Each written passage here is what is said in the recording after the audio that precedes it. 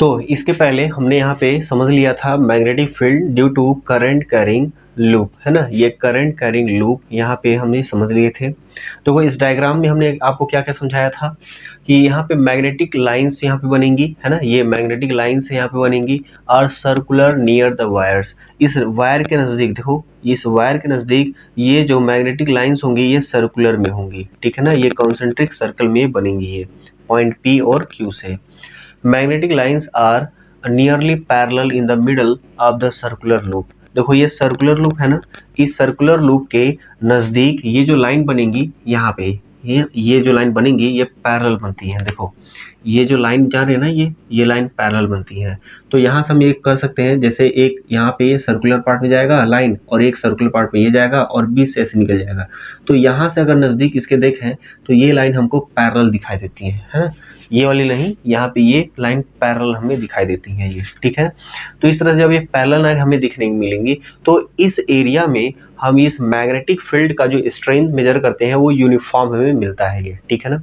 फिर उसके बाद थर्ड क्या होगा, magnetic lines within the loops are in same direction.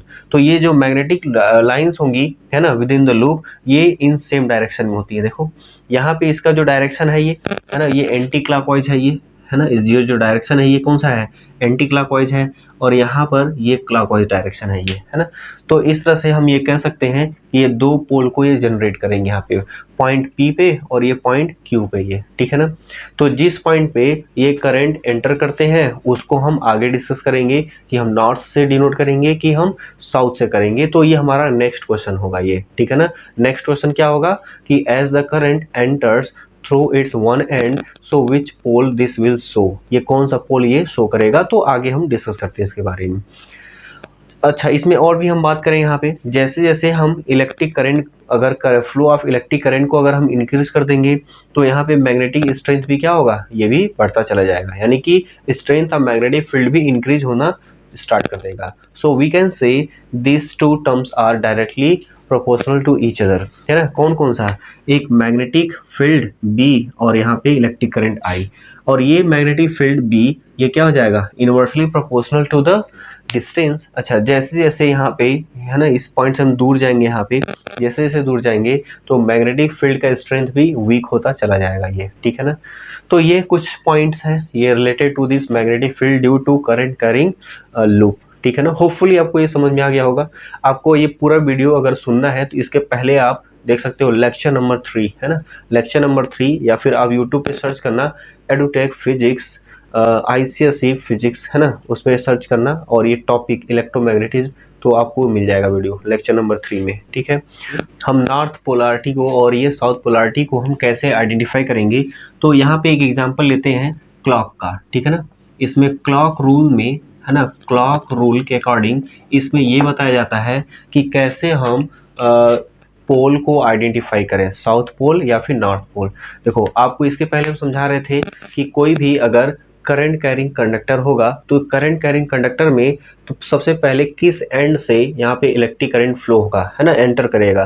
तो सपोज करते हैं कि ये एंड है, ठीक है ना, और इस एंड से इलेक्ट्रिक करंट ये फ्लो होना स्टार्ट कर रहा है ये, और यहाँ पे कॉपर वायर ये रैपिंग हम किए रहते हैं। तो इस डायरेक्शन जब ये यहाँ पे सपोज करते हैं इस डायरेक्शन से ये, और रैपिंग कुछ इस डायरेक्शन में यानी कि क्लॉकवाइज, जब रैपिंग क्लॉकवाइज होता है तो जब भी ये टर्मिनल इंडिकेट करेगा ये साउथ पोल को इंडिकेट करेगा, ठीक है ना। यहाँ पे हम क्या शो कर रहे हैं यहाँ पे कि जब यहाँ पे कोई भी करंट कैरिंग कंडक्टर और यहाँ पे कोई भी इलेक्ट्रिक वायर को हम जब यहाँ पे रैप कर देते हैं तो ये जो रैपिंग होता है ये क्लॉकवाइज में होता है, और इसके दूसरे एंड से अगर हम देखें तो इस तरह से रैपिंग होगा, एंटी क्लॉकवाइज होगा। तो ये जो एंटी क्लॉकवाइज रोटेशन होता है ना, and anti clockwise current includes pole at the center and that will face the north pole, उससे वो क्या हो जाएगा, नॉर्थ पोल हो जाएगा। और ठीक इसके अपोजिट अगर हम इसके क्लॉकवाइज रोटेशन को अगर हम उसकी तरफ हम देखते हैं दूसरे एंड पे, तो वहाँ पे हमें नॉर्थ पोल की जगह पे अब क्या दिखेगा, साउथ पोल दिखेगा। तो हम कह सकते हैं यूजिंग दिस क्लॉक रूल्स हम ये पोलैरिटी को हम आइडेंटिफाई कर सकते हैं कि किसी भी करंट कैरिंग कंडक्टर में कि नॉर्थ पोल कौन सा एंड शो करेगा, साउथ पोल कौन सा एंड शो करेगा, ठीक है ना। अच्छा, एक चीज़ और, अब जब यहाँ पे कोई भी कंडक्टर इस तरह से जब हम कंसिडर करेंगे, है ना, और इसे हम कॉपर वायर से जब हम इस तरह से रैप कर देंगे तो जब रैपिंग करेंगे यहाँ पे, तो यहाँ पे देखो नंबर ऑफ लूप्स यहाँ बनेंगे, है ना, कई सारे लूप्स बनेंगे। सपोज करते हैं ये फर्स्ट लूप है, सेकंड, थर्ड, फोर्थ, ऐसे आगे तक बढ़ते बढ़ते ये एंड टाइम तक ये लूप बनता चला जाएगा, है ना। इस तरह के ये जो लूप है, ये जो कंडक्टिंग वायर है, ये जो नंबर आप यहाँ पे ये लूप्स बना रहे हैं ये, है ना, डिपेंड करेगा कि टोटल कितने यहाँ पे लूप्स हैं ये, ठीक है ना। तो इस तरह से हम कह सकते हैं कि जितने नंबर ऑफ मैग्नेट यहाँ पे लूप्स होंगे, नंबर ऑफ लूप्स होंगे, वो डायरेक्टली प्रोपोर्शनल हो जाते हैं क्या, मैग्नेटिक फील्ड के, है ना। तो इसका मतलब हम कह सकते हैं कि अगर नंबर ऑफ लूप्स अगर इंक्रीज होगा तो मैग्नेटिक फील्ड भी इंक्रीज होना चालू हो जाएगा, स्ट्रेंथ ऑफ मैग्नेटिक फील्ड भी इंक्रीज होना चालू हो जाएगा, ठीक है ना। तो इससे हमें ये समझ में आता है ये, ठीक है ना। तो अकॉर्डिंग टू क्लॉक रूल हमें आइडेंटिफाई क्या करना होता है, ये पोल, है ना, साउथ पोल होगा कि नॉर्थ पोल होगा। होपफुली आपको ये समझ में आ गया होगा। चलो एक क्वेश्चन आपको हम देते हैं, देखते हैं कितने लोग सॉल्व कर पाते हैं। ओके, तो ये क्वेश्चन यहाँ पर है, ये circular coil of n terms carries current I in clockwise direction. देखो जब कभी भी यहाँ पे ये जो डायरेक्शन होगा क्लॉकवाइज डायरेक्शन में, और यहाँ पे n टर्म्स को शो करेगा और एक करंट I जब शो करेगा यहाँ पे, तो क्लॉकवाइज का मतलब क्या, यहाँ पे जो पोल शो करेगा ये क्या हो जाएगा, साउथ, है ना। अगर क्लॉकवाइज डायरेक्शन है यहाँ पे, क्लॉकवाइज डायरेक्शन, तो इसका मतलब वन एंड ऑफ, है ना, पहले केस में one end of the current carrying conductor क्या हो जाएगा, वो साउथ पोल को इंडिकेट करेगा, है ना, पहला कंडीशन ये। तो ये हो जाएगा क्या, साउथ पोल, ठीक है ना, ये हो जाएगा साउथ पोल। फिर उसके बाद नेक्स्ट क्वेश्चन देखते हैं, what is the polarity of magnetic field. तो पहले केस में हमें जब क्लॉकवाइज डायरेक्शन मिल रहा है तो पहले केस में हमें क्या मिलेगा, ये साउथ पोल मिल जाएगा, पोलैरिटी हम आइडेंटिफाई कर लिए। दूसरा क्या, another coil of same radius but having 2n carries current. देखो पहले यहाँ पे करंट जो था n टर्म्स में था, लेकिन यहाँ पे अब 2n टर्म्स में है ये, ठीक है ना। और ये करंट पहले I था, अब ये 3 टाइम्स हो जा रहा है, मतलब ये नंबर ऑफ जो टर्म्स हैं ये ट्वाइस हो जा रहे हैं। आपको हम इसके पहले अभी भी हम समझाए हैं, ये जो नंबर ऑफ टर्म्स होते हैं that will be directly proportional to the magnetic field. मतलब जितने नंबर ऑफ ये टर्म्स इंक्रीज होंगे उतने ही नंबर में मैग्नेटिक फील्ड भी इंक्रीज हो जाएगा। तो पहले कंडीशन में n टर्म्स था कि, तो अब यहाँ पे जो मैग्नेटिक फील्ड यहाँ पे जनरेट होगा वो कितने टाइम में हो जाएगा, देखो अब यहाँ पे ये हो जाएगा 3 × 2 यानी कि 6 टाइम, है ना। अब ये जो मैग्नेटिक फील्ड होगा ये 6 टाइम ये इंक्रीज हो जाएगा, ठीक है। अब उसके बाद देखते हैं इन एंटी क्लॉकवाइज डायरेक्शन, तो ये एंटी क्लॉकवाइज डायरेक्शन को इंडिकेट कर रहा है। तो पहले कंडीशन में क्लॉकवाइज डायरेक्शन था तो वन एंड साउथ पोल को इंडिकेट कर रहा था, लेकिन अब यहाँ पे जो मैग्नेटिक फील्ड हो गया ये 6 टाइम हो गया और ये एंटी क्लॉकवाइज डायरेक्शन शो कर रहा है, तो मतलब ये अब ये साउथ से क्या हो जाएगा, नॉर्थ पोल हो जाएगा ये। So how is the field in the second coil different from the first. तो फर्स्ट से अब सेकंड कैसे डिफरेंट होगा, देखो तो पहले कंडीशन और दूसरे कंडीशन में अगर हम कंपेयर करें तो पहले कंडीशन में क्लॉकवाइज डायरेक्शन इंडिकेट कर रहा था, तो इसका मतलब ये साउथ पोल ये इंडिकेट करेगा। और यहाँ पे जो नंबर ऑफ टर्म्स थे वो 1, यहाँ पे n था। अब जो नंबर ऑफ टर्म्स अब सेकंड कंडीशन में है अब वो 2n हो गया, यानी कि ये जो करंट 3I यहाँ पे टोटल मैग्नेटिक फील्ड कितना हो जाएगा, ये हो जाएगा 6 टाइम ही हो जाएगा ये। मतलब कि पहले से ये कितना यहाँ पे डबल हो जा रहा है ये, क्यों, यहाँ देख सकते हो ना, ये पहले से अब ये ट्वाइस हो जा रहा है ये। तो ये था ये क्वेश्चन, होपफुली आपको ये समझ में आया हो। देखो यहाँ पे नेक्स्ट टॉपिक है magnetic field due to a solenoid, ठीक है ना। सोलेनॉइड इसके पहले भी आप लोग पढ़ रखे होंगे क्लास 9th में। तो यहाँ देखो सोलेनॉइड होता क्या है, first of all let us know what is the meaning of solenoid. This solenoid is comes from Greek word that is the Solan. Solan का मीनिंग होता है ये चैनल और पाइप, और इस तरह का जो चैनल या फिर पाइप होता है इसे हम हेलिकल शेप कहते हैं। क्या कहते हैं, हेलिकल शेप। तो यहाँ पे सोलेनॉइड का एक्चुअल मीनिंग क्या होगा कि जब हम किसी हेलिकल शेप को यानी कि सिलेंड्रिकल शेप को हम यहाँ पे कॉपर वायर, इंसुलेटेड वायर से जब हम रैप कर देते हैं इस तरह से, तो यहाँ पे ये जो करंट कैरिंग यहाँ पे हेलिकल शेप जो बनेगा ये क्या कहलाएगा, सोलेनॉइड, है ना। तो ये हो जाएगा सोलेनॉइड का ये मीनिंग क्या हो जाएगा। अब इसके वर्किंग प्रोसेस को जरा हम समझते हैं। देखो इस सोलेनॉइड को यहाँ पे कनेक्ट किया गया है इस बैटरी से, है ना। अब ये जो बैटरी होगा, है ना, जैसे ये करंट यहाँ पे फ्लो करना स्टार्ट करेगा तो पहले ये एंटर करेगा यहाँ पे, तो ये जो एंटर करेगा यहाँ पे, तो ये जो डायरेक्शन है ना, ये इस डायरेक्शन में ये जा रहा है, ये करंट है ना ऐसे। तो ये जो डायरेक्शन इस डायरेक्शन में जाना होगा, तो इसे हम क्या बोलेंगे, clockwise direction. As the electric current enters from its one end, है ना, इस एंड पे जब ये एंटर करेगा तो ये इलेक्ट्रिक करंट क्लॉकवाइज डायरेक्शन में मूव करना चालू करेगा। तो इस वजह से इसका ये जो वन एंड होगा ये क्या हो जाएगा, साउथ एंड हो जाएगा, और दूसरा क्या हो जाएगा, नॉर्थ एंड हो जाएगा। ठीक है, तो इससे हम ये पता कर सकते हैं कि ये सोलेनाइड जो यहाँ पे ये एक गुड कंडक्टर का काम करेगा यहाँ पे, तो इस सोलेनाइड के भी चारों तरफ हम देखें इसके अराउंड, तो यहाँ पर भी कुछ मैग्नेटिक फील्ड जो है जनरेट हो जाते हैं। देखो अब यहाँ पे ये जो magnetic field due to a solenoid यहाँ पे हम शो किए हैं, तो यहाँ पे मैग्नेटिक लाइंस को ये इंडिकेट हम यहाँ पे किए हैं। ठीक है ना, अब ये जो मैग्नेटिक लाइन को यहाँ पे इंडिकेट कर रहे हैं, तो सबसे पहले हम बात करेंगे कि इस सोलेनॉइड के अराउंड में जो मैग्नेटिक फील्ड जनरेट हो रहा है ये, है ना, तो ये किन किन चीज़ों पे डिपेंड करता है। तो पहला, यहाँ पे इसके थ्रू से जो कोई भी हम बैटरी यहाँ पे कनेक्ट कराएंगे या फिर सोर्सेज ऑफ पावर जो भी हम सप्लाई देंगे इसको, तो डिपेंड करेगा वो कितने वोल्ट का है, तो उसके अकॉर्डिंग हम ये बता देंगे, यहाँ पे बता सकते हैं कि कितने अमाउंट में करंट फ्लो होगा। तो यहाँ पे हम कह सकते हैं ये जो मैग्नेटिक फील्ड यहाँ पे बी होगा, that will be directly proportional to the I. जैसे जैसे फ्लो ऑफ करंट इंक्रीज करेगा, स्ट्रेंथ ऑफ मैग्नेटिक फील्ड भी इंक्रीज होता चला जाएगा। ठीक है ना, नेक्स्ट कंडीशन में क्या हो जाएगा, ये यहाँ पे नंबर ऑफ ये टर्न्स, है ना, नंबर ऑफ जो यहाँ पे हम क्या करते हैं, कॉइल्स यहाँ पे जो जनरेट होंगी, तो जैसे यहाँ पे देखो ये नंबर्स ऑफ जो टर्न्स होंगे यहाँ पे, ये जो रैपिंग किया जाएगा यहाँ पे ना, नंबर ऑफ या फिर लूप्स इसे हम बोलते हैं, नंबर ऑफ टर्न्स बोला जाए, नंबर ऑफ लूप्स बोला जाए। ठीक है ना, तो जितने नंबर ऑफ यहाँ पे लूप्स यहाँ पे बनेंगे, तो इसके ये डायरेक्टली प्रोपोर्शनल होते हैं। तो हम ये कह सकते हैं जैसे जैसे नंबर ऑफ लूप इंक्रीज करेगा, तो स्ट्रेंथ ऑफ मैग्नेटिक फील्ड भी क्या होगा, वो बढ़ता चला जाता है ये। फिर तीसरा कंडीशन क्या हो जाएगा, ये देखो ये जो सिलेंड्रिकल शेप है, हेलिकल शेप, इसके अंदर सॉफ्ट आयरन कोर इंसर्ट अगर किया जाता है, तो ये जो सोलेनाइड है इसका मैग्नेटिक स्ट्रेंथ भी इंक्रीज होना चालू कर देता है। तो ये तीन कंडीशन है जो कि बहुत ज़्यादा इंपॉर्टेंट है, जब कभी भी हमें सोलेनाइड को हमें समझना होता है, तो ये तीन कंडीशन हमें अपने दिमाग में रख के चलना होगा ये। ठीक है ना, तो चलो इसके बेसिस पे कुछ न्यूमेरिकल है, हम आगे सॉल्व कर देते हैं। अच्छा, पहले एक काम करते हैं, न्यूमेरिकल से पहले हम ये डिस्कस कर लेते हैं इसके मैग्नेटिक लाइंस के बारे में। हालांकि इसके पहले भी आप लोअर क्लास में पढ़ रखे हो मैग्नेटिक फील्ड लाइन क्या होती है। ठीक है ना, मैग्नेटिक फील्ड लाइन को ड्रा करने के लिए तो आप तो क्लास 9 में एक्सपेरिमेंट किए थे कि इसके नज़दीक हमको क्या करना है, कंपास रखना है।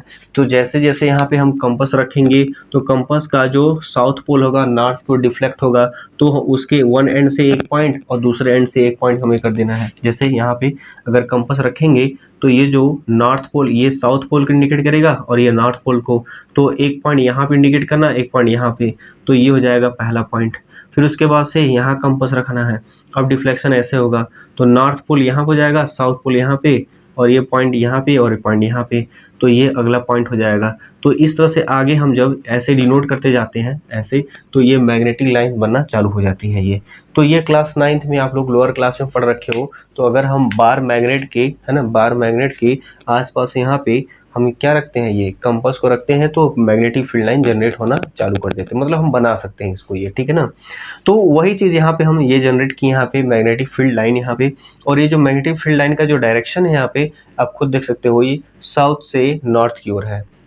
तो जब भी हम यहाँ पे फ्लो ऑफ करंट की हम बात करेंगे, flow of current inside the magnet क्या होता है, साउथ पोल से नॉर्थ पोल की ओर होगा। लेकिन अगर हम यहाँ पे अगर इस पोल से इस पोल की अगर हम बात करें, तो डायरेक्शन देखो यहाँ पे ये जो मैग्नेटिक फील्ड लाइन है इस डायरेक्शन में है, यानी कि नॉर्थ टू साउथ डायरेक्शन में है, इस डायरेक्शन में, यानी कि ये एंटी क्लॉकवाइज है ना, एंटी क्लॉकवाइज की बात कर रहा है, यानी कि जो करंट इंटर कर रहा है यहाँ पे पहले नॉर्थ पोल से इंटर कर सकता है ये, है ना। तो मतलब कि अगर करंट नॉर्थ पोल से इंटर करेगा, तो नॉर्थ पोल से, इसका मतलब कि डायरेक्शन ऑफ जो करंट होगा एंटी क्लॉकवाइज होगा। और अगर करंट साउथ पोल से इंटर करेगा, यानी कि इस डायरेक्शन से, तो इसका जो डायरेक्शन होगा क्लॉकवाइज हो जाएगा ये। ठीक है ना, तो ये हो जाएगा क्या, सोलेनॉइड। अब देखो सोलेनॉइड के अंदर ये जितने भी लाइंस है ना, सोलेनॉइड के अंदर देखो ये लाइंस, एक और एक लाइन ये, और एक लाइन ये सीधा निकल गया है, जिसे हम एक्सियल पॉइंट कहते हैं, या फिर एक्सियल एक्सिस, है ना, इसी को एक्सियल भी कहा जाता है, ऐसे एक्सियल एक्सिस। तो ये जो लाइन है ना, एक दूसरे के लगभग ये पैरेलल दिख रही हैं, तो इनसाइड द मैग्नेट ये जो मैग्नेट लाइंस हमें दिखती हैं वो लगभग क्या होती हैं, पैरेलल होती हैं।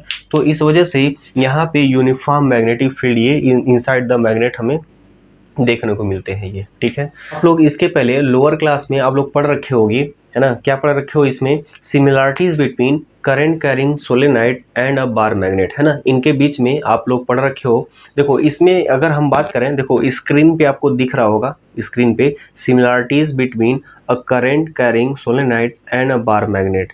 तो इसमें फर्स्ट देखो क्या लिखा हुआ है, the magnetic field lines of a solenoid are similar to the magnetic field lines of a bar magnet. मतलब क्या हो गया कि जो magnetic field line bar magnet का होता है वही मैग्नेटिक फील्ड लाइन सोलेनाइड के लिए भी होता है। दूसरा क्या है, the solenoid has attractive and directive property, ये क्लास 9 का है ये, है ना, has attractive and directive properties. It means this align itself along the external magnetic field like a bar magnet, ठीक है। थर्ड क्या हो जाएगा, the magnetic field at the axial point of the solenoid is the same for magnet। तो magnet पे जब axial point पे देखा जाता है मैग्नेटिक फील्ड लाइन, तो मैग्नेटिक फील्ड का स्ट्रेंथ हमें सेम ऐसे यहाँ पर भी देखने मिलते हैं सोलेनाइड में भी, ठीक है ना। तो सोलेनाइड और बार मैग्नेट दोनों के एक्सियल पॉइंट पे हमें मैग्नेटिक फील्ड सेम दिखने मिलते हैं। Solenoid and bar magnet both have the same magnetic moment, है ना, दोनों का मैग्नेटिक मोमेंट ये सेम होता है, हालांकि ये 12th का ये पार्ट है ये। फिर उसके बाद है differences between a current carrying solenoid and a bar magnet, है ना। तो यहाँ पे जब हम करंट कैरिंग सोलेनाइड और बार मैग्नेट की बात करते हैं इनके बीच में डिफरेंसेस, अभी तो हम सिमिलरिटी की बात किए हैं, अब डिफरेंसेस क्या होती हैं। The bar magnet is a permanent magnet, सबको पता है, whereas a solenoid is a temporary, है ना, सोलेनाइड क्या है, टेम्पररी मैग्नेट है, और बार मैग्नेट क्या है, परमानेंट है ये। That is it act as magnet only when an electric current is pass through it, तभी तो जब इलेक्ट्रिक करंट यहाँ पे पास होगा सोलेनाइड के थ्रू से तभी वो मैग्नेट तरफ बिहेव करेगा, अदरवाइज वो नहीं करेगा। When a bar magnet is cut into two halves, both the pieces act as a magnet। आप सबको पता है, क्लास 9 में पढ़ रखे हो, कितना हम पीसेस में इसे हम कट करते जाएं वो हमेशा उसकी पोलैरिटी जो है एंड नहीं होती है, हमेशा वो उसकी पोलैरिटी बनती चली जाती है ये, ठीक है ना। तो सेम एज यहाँ पे सोलेनाइड है, अगर इसको हम कट कर देते हैं 2 हाफ्स में तब भी ये क्या हो जाएगा, ये इसके 2 पॉइंट यहाँ पे पोल बनेंगे, लेकिन ये थोड़ा इसका जो मैग्नेटिक फील्ड होगा वो वीक पड़ जाता है ये, ठीक है ना। The poles of the bar magnet are fixed whereas for a solenoid and poles can be changed. तो पोल ऑफ बार मैग्नेट क्या होते हैं, फिक्स्ड होते हैं, कभी भी चेंज नहीं होते हैं, लेकिन सोलेनाइड को जब कट कर दिया जाता है तो इसके पोल जो है ये चेंज्ड हो जाते हैं, ये क्या हो जाएंगे, चेंज हो जाएंगे, ये इसमें डिफरेंसेज है। The strength of magnetic field of a bar magnet is unchanged, है ना, strength of magnetic field of bar magnet क्या होता है, अनचेंज्ड, कभी चेंज नहीं होता है, जबकि strength of magnetic field of solenoid depends on electric current. Flow of electric current अगर ज़्यादा होगा तो वहाँ पे हम कह सकते हैं कि सोलेनाइड का मैग्नेटिक फील्ड भी ज़्यादा होगा, तो ये डिपेंड करेगा कि फ्लो ऑफ करंट कितना है, ठीक है। तो ये हो गया कुछ similarities between current carrying solenoid and a bar magnet और differences between current carrying solenoid and a bar magnet. Hopefully आपको ये समझ में आ गया होगा। नेक्स्ट टॉपिक है इलेक्ट्रोमैग्नेट। तो चलो यहाँ देखते हैं इलेक्ट्रोमैग्नेट क्या होगा। इलेक्ट्रोमैग्नेट का बेसिकली यहाँ पे 2 तरीके से हम रीड करते हैं, एक होता है आई शेप्ड, है ना, क्या होता है, आई शेप इलेक्ट्रोमैग्नेट, और दूसरा होता है यू शेप इलेक्ट्रोमैग्नेट, ठीक है ना। तो इलेक्ट्रोमैग्नेट के यहाँ पे मेनली हम 2 शेप के बारे में हम बात करेंगे। देखो ये आई शेप जो इलेक्ट्रोमैग्नेट है यहाँ पे, तो ये जो आई शेप इलेक्ट्रोमैग्नेट यहाँ पे देख सकते हो ये सोलेनाइड है, इस सोलेनाइड के थ्रू यहाँ पे इस वायर को यहाँ पे क्या किया गया है, ये रैप किया गया, तभी तो ये सोलेनाइड बन गया ये, है ना। तो यहाँ पे जो रैपिंग यहाँ पे किया गया है यहाँ पे, है ना, देखो यहाँ पे तो हम मीनिंग ऑफ इलेक्ट्रोमैग्नेट और ये सोलेनाइड का मीनिंग तो हम समझ ही गए हैं यहाँ पे। तो इलेक्ट्रोमैग्नेट का मीनिंग क्या होता है, तो इलेक्ट्रोमैग्नेट क्या होता है, ये एक स्ट्रॉन्ग, है ना, ये एक स्ट्रॉन्ग और एक टेम्पररी ये मैग्नेट होता है। मतलब जितना ज़्यादा इलेक्ट्रिक करंट इस सोलेनोइड से फ्लो करेगा, इसका मैग्नेटिक प्रॉपर्टी उतना ही ज़्यादा ये शो करेगा, मैग्नेटिक फील्ड उतना ज़्यादा क्रिएट करेगा। लेकिन ये टेम्पररी होता है। ये क्यों टेम्पररी होता है? क्योंकि जब तक इलेक्ट्रिक करंट फ्लो करेगा तभी तक ये इसमें मैग्नेटिक प्रॉपर्टी रहेगा, अदरवाइज इस पे नहीं रहेगा। ठीक है ना? तो हम ये कह सकते हैं electromagnet is a type of solenoid and this is a strong and temporary magnet. ठीक है ना? चलो फिर उसके बाद से यहाँ पे टाइप्स ऑफ इलेक्ट्रोमैग्नेट की हम बात अगर करें तो हमें बेसिकली दो तरह के यहाँ पे देखने मिलते हैं। पहला यहाँ पे आई शेप्ड और दूसरा यू शेप्ड, है ना? बेसिकली हमें दो ही टाइप के शेप यहाँ पे स्टडी करना है, आई शेप और यू शेप। ये जो आई शेप्ड यहाँ पे सोलेनोइड है, इलेक्ट्रोमैग्नेट है यहाँ पे, तो इस तरह का जो डिवाइस है हम रिले डिवाइस में यूज करते हैं। ठीक है ना? किस में यूज करते हैं? Relay device. रिले का मीनिंग क्या हो गया कि जब किसी दूसरे सर्किट की वजह से किसी सर्किट में उसमें हाई एनर्जी उसमें प्रोवाइड हो जाते हैं, तो उस हाई एनर्जी को सर्किट को ब्रेक करने के लिए यहाँ पे इस तरह के डिवाइस लगाए जाते हैं आई शेप्ड के, है ना? तो इसका काम ये होता है कि शॉर्ट सर्किट को जो है ब्रेक कर देना, है ना, डैमेजेस से बचा लेना। फिर उसके बाद से ये हो जाएगा क्या? यू शेप्ड मैग्नेट हो जाएगा। यू शेप्ड मैग्नेट, देखो दोनों का फंक्शन क्लास 9th में आप लोग पढ़ रहे थे यहाँ पे। बस आपको ये ध्यान रखना है कि इलेक्ट्रोमैग्नेट जब हम सोलेनोइड में पढ़ते हैं तो हमें दो तरीके से स्टडी करना होगा। एक होता है आई शेप और दूसरा होता है यू शेप। ठीक है ना? आई शेप क्या होता है, यू शेप क्या होता है, आप लोग पहले ही पढ़ चुके हो।